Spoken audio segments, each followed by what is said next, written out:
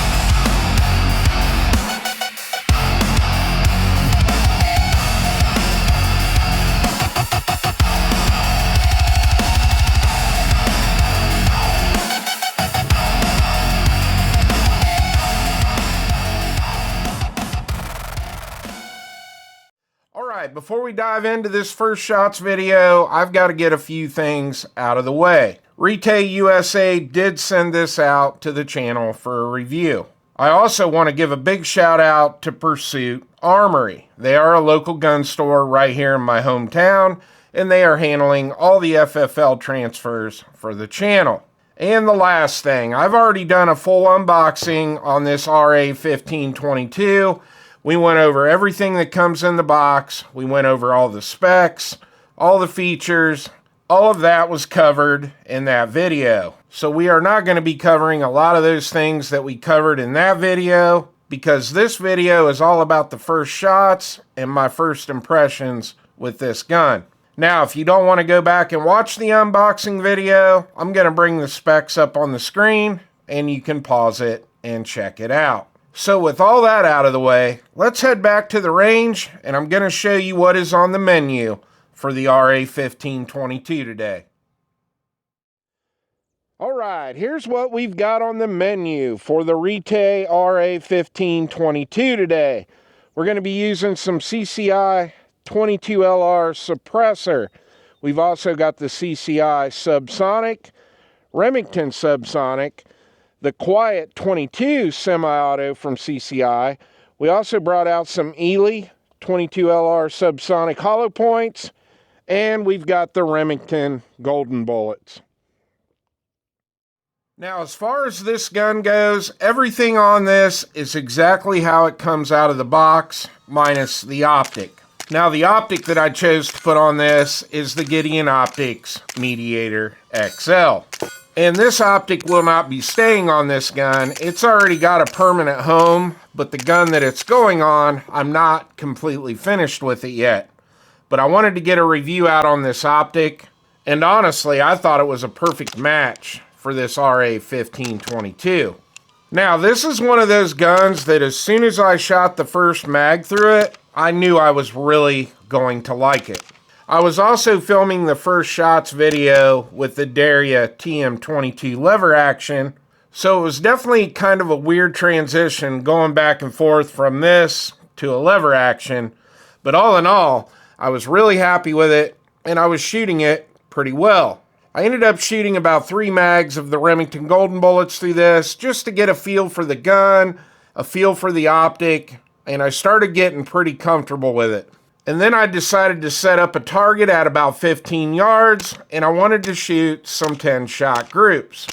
And I thought it grouped pretty well, especially since I wasn't shooting from a rest or a tripod.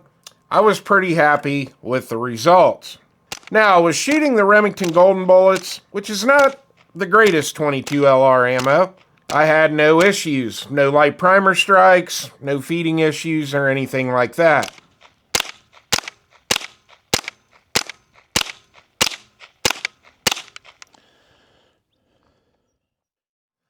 Now, they have 4 different models of this RA1522, and I'm going to bring a picture of those up on the screen. Now, I have the quad rail version, and I actually really like it. It kind of has a retro feel to it. It reminds me of my very first AR-15 that had a quad rail on it. Now, if you don't like the quad rail, they do offer a polymer M-lock handguard. They also have a version with an aluminum M-lock handguard, and they also have a pistol configuration of this gun. Now, we talked about this in the unboxing video. If you go with the polymer M-lock handguard or this quad rail version or the pistol version, the whole gun is pretty much made out of polymer. You've got a polymer upper, a polymer lower, polymer handguard, the buffer tube, the buttstock, the grip, it's all polymer. And we also talked about this in the unboxing video. Your 1913 rail across the top where you're going to mount your optic is also polymer. But I've reviewed a lot of guns on this channel with a polymer rail. I've got the GSG-16, the X-Tar EP9, the Daria TM22 Flash, and I have never had any issues with a red dot, a green dot, or an LPVO losing zero on a 22 or even a 9mm for that matter with a polymer rail. And the same holds true with this RA1522. I ended up racking up a little over 500 rounds on this gun because I was doing the review on this gun and on the optic, and I had no issues losing zero. Now, one other really cool feature with this gun is it does come with flip-up iron sights right out of the box. They are spring-loaded. You push the button, you have the button on both sides of the sights, and they flip right up. Now, your front sight is adjustable for elevation, and what's cool on the rear sight, you've got two knobs here. Right now, I've got the big peephole sight, but you can flip it, and you have the smaller peephole sight. So I thought it was pretty cool that they included sights right out of the box, because you can pretty much just grab this gun and head to the range and shoot it just like it comes out of the box. Now, as far as the controls go on the RA1522, they are pretty much just like any other AR-22 or AR-15. And that's why I think this makes a great training rifle. You've got a mil-spec style trigger. This does come with an ambi safety selector, which I'm super happy about, being a wrong-handed shooter. But your safety selector is just like any other selector on an AR. You've got your bolt release here on this side, and your mag release is just an AR-15 style mag release. So the great thing about this, having all these familiar controls on it, is like I said, this is going to make a great training rifle. Because let's face it, 22 long rifle is a lot cheaper than 223 or 5.56. Now, the only issue with training with something like this, chambered in 22 LR, is you're not going to get that loud crack like you're going to get with 223 or 5.56. Recoil-wise, there's not a whole lot of difference there, but obviously you're going to get a little bit more muzzle rise with 223 or 5.56 over 22 LR. But I still think this is a great gun to train with, and it's definitely going to be a great gun to introduce a younger person, say your kids, or maybe your wife, to the AR-15 platform. You can start them out with something like this and move them right up to a regular AR. Now, the charging handle on this gun is ambi. It's just like any other AR charging handle. It's pretty smooth. In fact, the whole gun's pretty smooth. Now, this is just direct blowback, but it is an absolute blast to take to the range. So in the unboxing video, I did show you that this gun does have a threaded barrel. Now, right now, this has a shroud on it, and you just grab this, turn it counterclockwise, and it will come right off. And here's the barrel without the shroud. It does have 1/2x28 threads, so you can run a comp, a muzzle brake, or a suppressor like I did on this gun. And this gun runs amazing suppressed. I showed you what all we had on the menu for this gun, and all of that ammo ran great through this. And we did run 2 different cans on this. We ran the Aneco X22 from Anecoic and the Pipsqueak from Anecoic. And I will definitely always be running this gun suppressed when I take it to the range. Now, the buttstock on this gun is very comfortable. It's very smooth. It is adjustable, and they did put a really nice rubber butt pad on the back of the stock. Now, you don't really need that padding because, well, it's only chambered in 22 LR, but what it's great for is this is not going to slide around on your shoulder like a cheap hard plastic stock would. It's actually a really nice stock, and you do have a QD mount on this side and on this side of the stock. Now let's talk about the magazines. This is kind of one downfall to this gun, and we talked a little bit about this in the unboxing video. It only comes with one 25 round mag, which is kind of a bummer. I wished it would have come with 2 or maybe even 3 mags, and the reason I say that is because this gun is so new.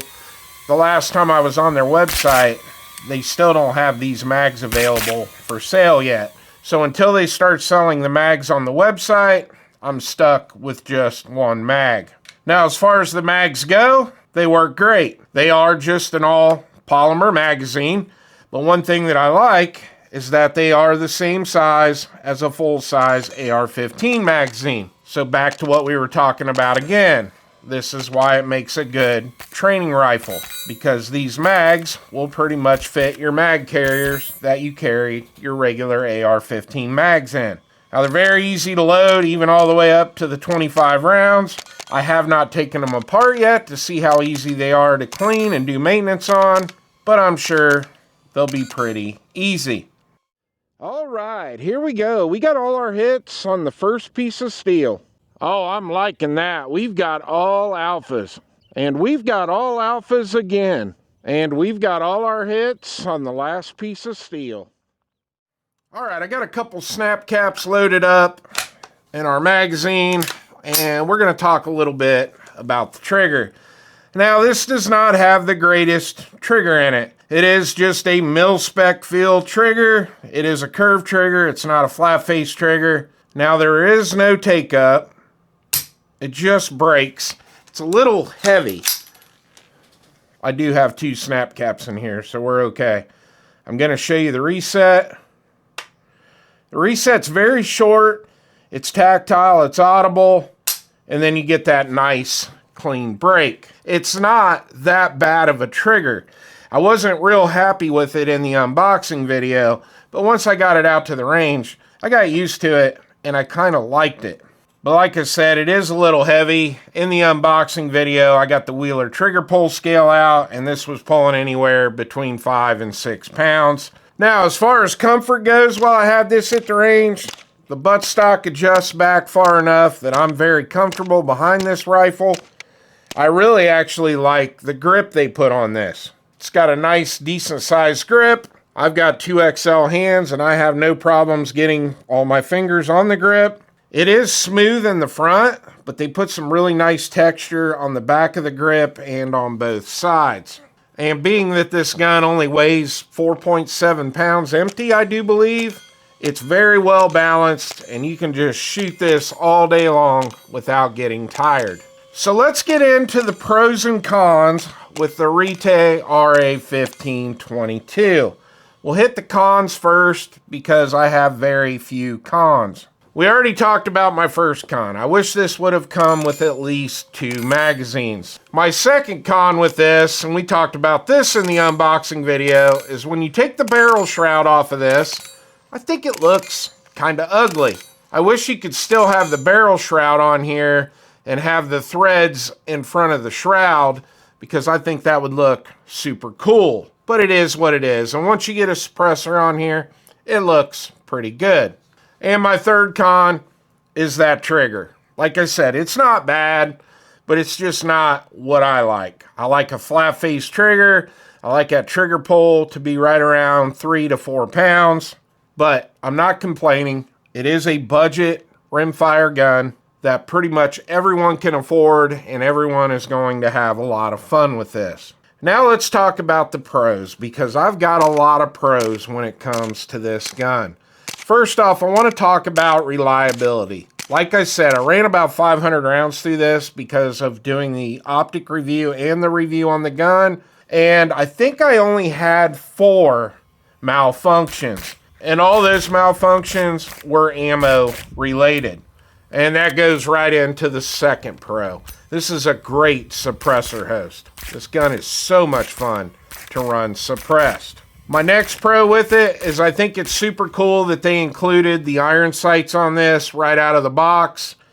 That way, somebody on a budget, they can just buy this gun, buy a brick 22, take the kids, go to the range, and have a lot of fun. And then you can always save up a little bit of money and get yourself an optic later down the road. My next pro with this is back to what I said earlier. I think this makes a great training rifle. You have all those similar AR style controls on this, and 22LR is so much cheaper than 223 or 556. And if you are one of the few people that lasted all the way to the end of this video, let me give you a little sneak peek of something else I've got in from Retay. We also have the RXP22, and I am so excited to get this to the range and have some fun with it. So be on the lookout. There will be an unboxing video and a first shots video coming up with that pretty soon. Well, I hope you enjoyed the video. Please like and subscribe, and I'll see you on the next one.